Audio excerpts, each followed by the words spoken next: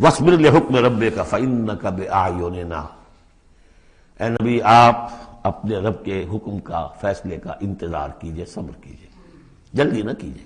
فَاصْبِر، ان صورتوں میں اکثر آپ دیکھیں گے، یہ بھی 29ویں پارے کی صورتیں بھی، فَاصْبِر فَاصْبِر، سورہ مدثر میں بھی وَاصْبِر، تو یہ بار بار آئے گا، اے نبی صبر کیجئے۔ سورہ مزمل میں وَاصْبِرْ عَلَىٰ مَا يَقُولُونَ وَاهْجُرْهُمْ هَجْرًا جَمِيلًا، جو کچھ یہ کہہ رہے ہیں سنیے اور صبر کیجئے۔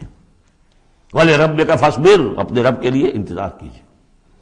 فَاصْبِرْ وَمَا صَبْرُكَ إِلَّا بِاللَّهِ، صبر کیجئے اور آپ کا صبر جو ہے وہ تو اللہ ہی کے سہارے پر ہے۔ اس سے پہلے ہم پڑھ آئے ہیں فَاصْبِرْ كَمَا صَبَرَ أُولُو الْعَزْمِ مِنَ الرُّسُلِ، صبر کیجئے جیسے کہ ہمارے اور اولو العزم پیغمبروں نے صبر کیا۔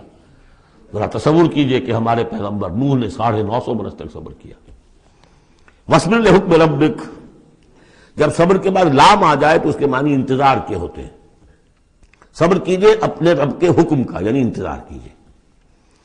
فَإِنَّكَ بِأَعْیُنِنَا، آپ ہماری نگاہوں میں ہیں، ہم دیکھ رہے ہیں۔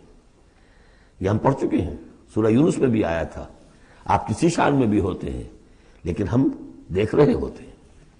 وَسَبِّحْ بِحَمْدِ رَبِّكَ حِینَ تَقُومُ، اور جب آپ کھڑے ہوں، عام طور پر خیال یہی ہے کہ جب رات کو آپ کھڑے ہوتے ہیں تہجد کے لیے، جس کے لیے کہ سورہ مزمل میں آئے گا قُمِ اللَّیلَ إِلَّا قَلِیلًا نِصْفَهُ أَوِ انقُصْ مِنْهُ قَلِیلًا أَوْ زِدْ عَلَیْهِ وَرَتِّلِ الْقُرْآنَ تَرْتِیلًا۔ شروع میں تو اصل نماز وہی تھی، رات کی نماز، تو جب آپ کھڑے ہوں اپنے رب کی حمد کے ساتھ تسبیح کرتے رہیے۔